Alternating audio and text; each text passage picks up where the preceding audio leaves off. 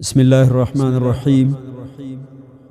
دریم مسئله موږ شروع کړې وه د عقایدو په مسایلو کې چې څوک نبی کریم صلی الله علیه وسلم خپل پیغمبر وګڼي، الله عز وجل خپل رب خالق او مالک او معبود حقیقي وګڼي، نو د الله په دوستانه کې د بل چا دوستانه نه زیږي، د نبی صلی الله علیه وسلم په دوستانه کې د بل چا دوستانه نه زیږي، نو هیڅ مومن له جائز او روا نه دي چې دا د هغه کافرانو سره دوستانه وکړي چې هغه د الله او د الله د رسول دشمنان دي. هغه کافران چې د الله مخالفین دي او د الله د پیغمبر مخالفین دي، د هغې سره دوستانه د ایمان زوال دی او د ایمان سره په تضاد او په ټکر کې ده. په دې مورد الله عز وجل داسې وایي: اعوذ بالله من الشیطان الرجیم.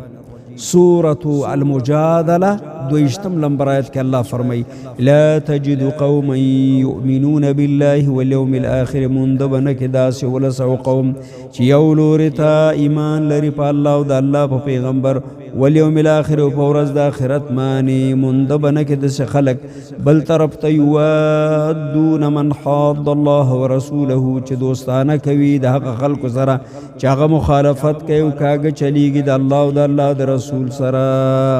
ولو کانوا آباءهم، اگر کوي دغه کافران او دشمنان د الله او د الله د رسول د دوی پلاران ولنه، او ابناءهم یا زامن ولنه، او اخوانهم یا ورونه ولنه، او عشیرتهم یا خپل قام قبیل ولنه، اولئک دغه مخلصین مؤمنان چې د الله او د الله د رسول د دوستانې سره د هیچا دوستانه نه سموي، اولئک دغه ډول خلق کتب فی قلوبهم الایمان، الله نوشته کړی دی د دوی په زړونو کې ایمان، د دوی زړونه د ایمان قبلولو لا چمتو برابر کړي دي.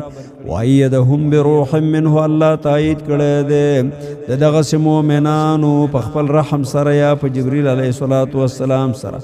ویدخلهم جنات تجری من تحتها الانهار، حتما به الله دا خلق داخل کې هغه باغونو د جنت ته چې لاندې به د هغې نه بهیږي نهرونه، خالدین فیها، همیشه به وي دا مؤمنان په دغه باغونو د جنت کې. رضی الله عنهم ورضوا عنه، دوی به تل د الله نه راضي، الله عز وجل به د دوی نه راضي او دوی به د الله نه راضي.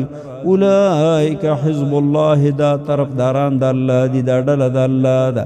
الا ان حزب الله هم المفلحون، خبردار ډله د الله چې د هم دغه کامیاب دي. آیت کریمه واضحه په دې خبرې باندې دلالت کوونکی دی چې ایمان بالله او ایمان په ورځ د آخرت دا او بل طرف ته دشمنی د الله او د الله د رسول سره په یو زړه کې نه جمع کیږي.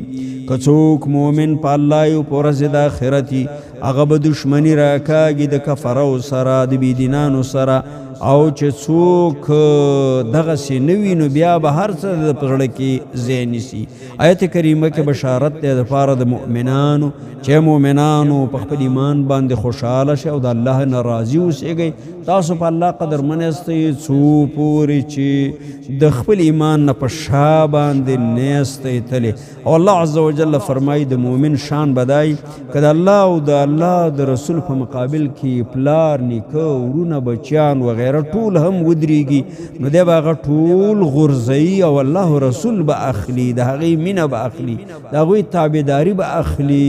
الہ العالمین دی زموږ او ستاسو تابعداري د محمد صلی الله علیه وسلم او په لویه کچه باندې توحید رب العالمین او د هغه عقیده الله عز وجل چې موږ ته راښولې ده، الله دې زموږ نصیب کاندي. امین یا رب العالمین.